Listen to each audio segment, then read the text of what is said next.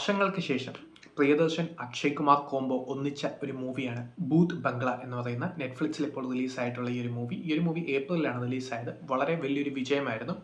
കാരണം അക്ഷയ് കുമാർ ഒത്തിരി സിനിമകൾ ബോക്സ് ഓഫീസിൽ വർക്കാവാകുന്ന സമയത്താണ് ഈ ഒരു സിനിമ ഇറങ്ങുന്നത്. സോ ഒരു സിനിമ റിലീസായി കഴിഞ്ഞ് ഒരു സിനിമ ഇപ്പോൾ OTT വന്നിരിക്കുകയാണ്. ഒട്ടും വർക്കൗട്ട് ആവാത്ത രീതിയിലുള്ള ഒരു മൂവിയായിരുന്നു എന്നെ സംബന്ധിച്ച്. അത് എന്തുകൊണ്ടാണെന്ന് പറയുമ്പോൾ കുറച്ച് സ്പോയിലേഴ്സ് കാണും. സോ ഈ സിനിമ കാണാൻ താല്പര്യമുള്ളവർ ഈ ഒരു സിനിമ കണ്ടിട്ട് മാത്രം ഈ ഒരു വീഡിയോ വിസിറ്റ് ചെയ്യുക. സോ ഈ സിനിമയെക്കുറിച്ച് പറയുകയാണെങ്കിൽ ഫസ്റ്റ് ഹാഫ് എന്ന് പറയുന്നത് നമുക്കൊരു ഹൊറർ കോമഡിയാണ് ഈ ഒരു മൂവി. നമുക്കറിയാം ഹൊറർ കോമഡിയിൽ ഹൊറർ സീക്വൻസ് വർക്കൗട്ട് ആവണം, കോമഡി സീക്വൻസും വർക്കൗട്ട് ആവണം. രണ്ട് സീക്വൻസും വർക്കൗട്ട് ആയില്ലെങ്കിൽ എങ്ങനെ ഇരിക്കും? അതാണ് ഈ ഒരു ഭൂത് ബംഗ്ല. സോ ഭൂത് ബംഗ്ലയിലെ ഫസ്റ്റ് ഹാഫിൽ അക്ഷയ് കുമാറിൻ്റെ ഇതിൽ 2 അക്ഷയ് കുമാറുണ്ട്. അതായത് ഫ്ലാഷ് ബാക്കിൽ ഒരു അക്ഷയ് കുമാർ, അതുപോലെ തന്നെ ഈ ഒരു ഫസ്റ്റ് ഹാഫിലുള്ള ഈ ഒരു പ്രസന്റിലുള്ള ഒരു അക്ഷയ് കുമാർ, അർജുൻ എന്ന് പറഞ്ഞൊരു ക്യാരക്ടറാണ്. ഇതിൽ വാമിക ഗബ്ബിയുടെ ഒരു ക്യാരക്ടറുണ്ട്. ഇതിന്റെ മെയിൻ സംഭവം എന്താണെന്ന് വെച്ചാൽ അക്ഷയ് കുമാറിന്റെ അർജുന്റെ ക്യാരക്ടറിന്റെ അനിയത്തിയുടെ കല്യാണമാണ്. ആ ഒരു കല്യാണം നല്ലപോലെ നടത്തണമെന്നുള്ള ആഗ്രഹത്തിൽ അക്ഷയ് കുമാർ ഇരിക്കുമ്പോഴാണ് തേടിയ വള്ളി കാലിച്ചുറ്റി എന്ന് പറയുന്ന പോലെ ഒരു സംഭവം അദ്ദേഹത്തെ തേടിയെത്തുന്നത്. സോ അദ്ദേഹം അവിടെ വെച്ച് തന്നെ കല്യാണം നടത്താൻ ഉദ്ദേശിക്കുന്നു. ഈ ഒരു വലിയ വീടാണ്, ആ ഒരു വലിയ വീടിന്റെ സ്വന്തക്കാരനാണ് അക്ഷയ് കുമാർ. സോ ഈ ഒരു അക്ഷയ് കുമാറിന്റെ ക്യാരക്ടർ അവിടെ വെച്ച് അനിയത്തിയുടെ കല്യാണം നടത്താൻ ആഗ്രഹിക്കുന്നു. നമുക്കറിയാം ഹൊറർ കോമഡി എന്ന് പറയുമ്പം തന്നെ ഈ ഒരു സിനിമയിൽ വരുന്ന കൈൻഡ് ഓഫ് സംഭവങ്ങൾ ഒരിക്കലും തുറക്കാൻ പറ്റാത്തൊരു മുറി, ആ ഒരു മുറിയുടെ താക്കോല് ആരുടെയും കയ്യിലില്ല. സോ ഇത് ചുമ്മാ പോയി തുറക്കുന്നതാണല്ലോ. അതിനെക്കുറിച്ചുള്ള കഥകൾ അറിയുന്നതൊക്കെ ആയിരിക്കുമല്ലോ ഹൊറർ കോമഡിയിലുള്ള മെയിൻ സംഭവങ്ങൾ.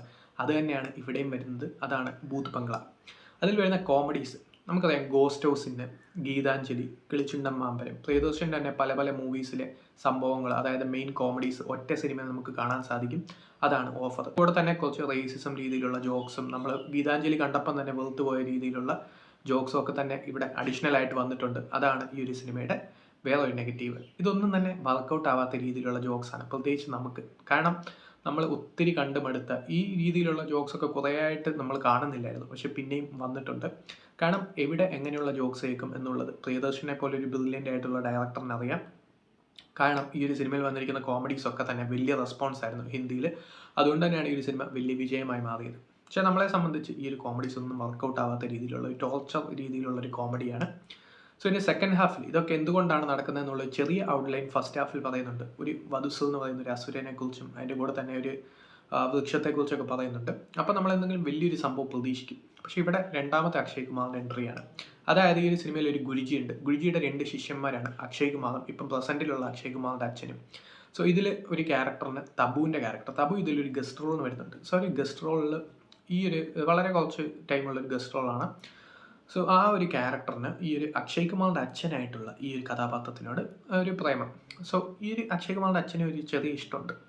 അപ്പം ഈ ഒരു രണ്ടാമതുള്ള അക്ഷയ് കുമാറിനും ഒരു ഇഷ്ടമുണ്ട്. സോ അതൊരു തെറ്റല്ല. അപ്പം ഈ ഒരു ഇഷ്ടം വരുമ്പോഴത്തേക്കും ശരിക്കും തബുവിന് ഈ മറ്റേ അക്ഷയ് കുമാറിൻ്റെ അച്ഛനോടാണ് ഇഷ്ടം. സോ അങ്ങനെ വരുമ്പോഴത്തേക്കും ഈ ഒരു ഗുരുജി ഒരു നിബന്ധന വെക്കും. അതായത് അക്ഷയ് കുമാർ പറയും, ഞാൻ വധുസുവിനെ ആരാധിച്ച് വരുത്തും, അങ്ങനെ വരുത്തി കഴിഞ്ഞാൽ പ്രശ്നം ഉണ്ടാവും. സോ അങ്ങനെ വരുമ്പോഴത്തേക്കും ഗുരുജി തന്നെ നീ ഇവളെ മറക്കണമെന്ന് പറയും. അങ്ങനെ തബുവിനെ മറക്കും. അങ്ങനെ ഈ ഒരു ഫ്ലാഷ് ബാക്കിലുള്ള അക്ഷയ് കുമാർ ഈ ഒരു തബുവിനെ കല്യാണം കഴിക്കുന്നു. പിന്നെ അങ്ങോട്ട് വധുസുവിൻ്റെ കയ്യിൽ നിന്ന് അക്ഷയ് കുമാറിനെ രക്ഷപ്പെടാൻ പറ്റുന്നില്ല. അങ്ങനെ വരുമ്പോഴത്തേക്കും നടക്കുന്ന സംഭവങ്ങളാണ് ഇത്രയുമുള്ള സംഭവം. വാട്ട് എ സ്റ്റോറി എന്ന് ചിലപ്പോൾ നമ്മൾ ചിന്തിക്കും. അങ്ങനെയാണ് ഈ ഒരു സിനിമയുടെ പോക്ക്. കാരണം ഹൊറർ കോമഡിയിൽ ഹൊറർ സീക്വൻസസ് വർക്കൗട്ട് ആവുന്നില്ല. ഒരു ക്യാരക്ടറിനോട് ഒരു ഇമോഷണൽ കണക്ഷനോ കാര്യങ്ങളോ ഒന്നുമില്ല. എന്ത് നടന്നാൽ എന്താ എന്നുള്ള രീതിയിലാണ് ഈ ഒരു സിനിമയുടെ പോക്ക് ചില സമയങ്ങളിൽ പോകുന്നത്.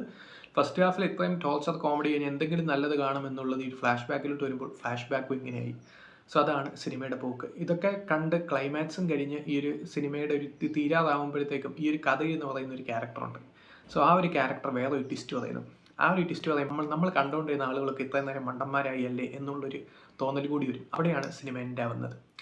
സോ നമ്മൾ ഇൻവെസ്റ്റ് ചെയ്ത സമയവും കാര്യങ്ങളും ഒന്നും തന്നെ വർക്കൗട്ട് ആവാത്ത രീതിയിലുള്ള ഒരു മൂവിയാണ്. പക്ഷേ ഹിന്ദി ബെൽസിലൊക്കെ അത്യാവശ്യം നല്ല രീതിയിൽ വർക്കൗട്ട് ആയിട്ടുള്ള ഒരു മൂവി കൂടിയാണ്. അതുകൊണ്ട് തന്നെ ഈ ഒരു കോംബോയിൽ നിന്ന് ഇനിയും ഇതുപോലത്തെ എക്സ്പീരിയൻസസ് പ്രതീക്ഷിക്കാം എന്നുള്ളതാണ് ഈ ഒരു സിനിമയുടെ മെയിൻ പോസിറ്റീവ്. സോ അതാണ് ഭൂത് ബംഗ്ല. സ്വന്തം റിസ്കിൽ ബാക്കിയുള്ളവരൊക്കെ കാണുക.